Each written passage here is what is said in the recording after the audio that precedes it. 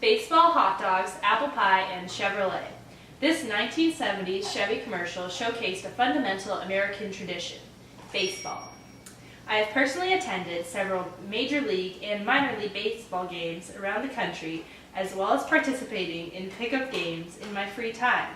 I've also taken information from the Smithsonian Museum of American History, as well as the History Channel to support my speech.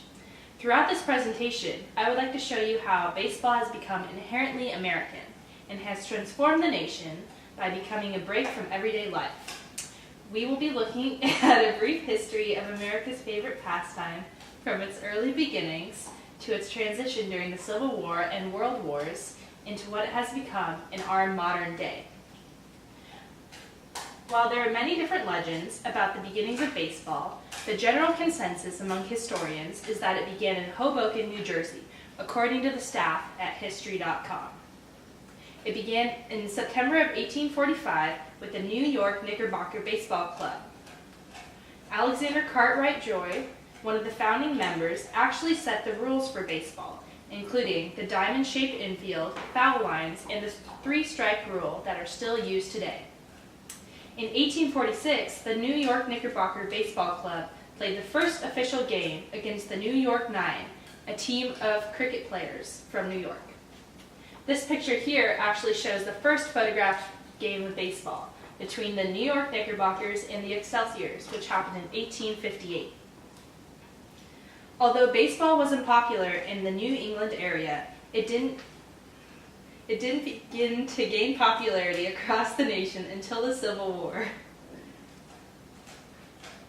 According to Debbie Schaefer Jacobs at the National Museum of American History, soldiers from the North spread the sport among the Confederate soldiers.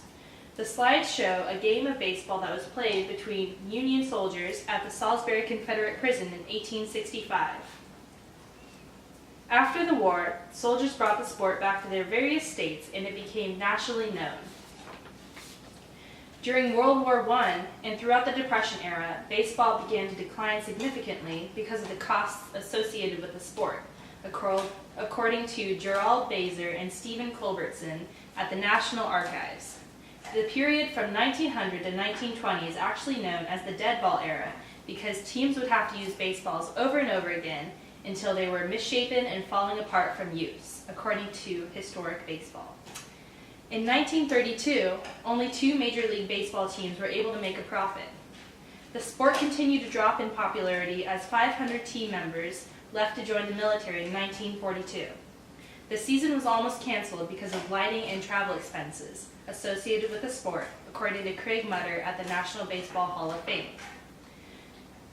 Desperate to keep the season open, Baseball Commissioner Kennesaw Mountain Landis wrote a letter to President Franklin D. Roosevelt asking him what should be done.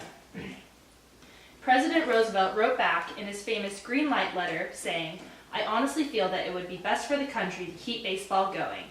There will be fewer people unemployed and everyone will work longer hours and harder than ever before.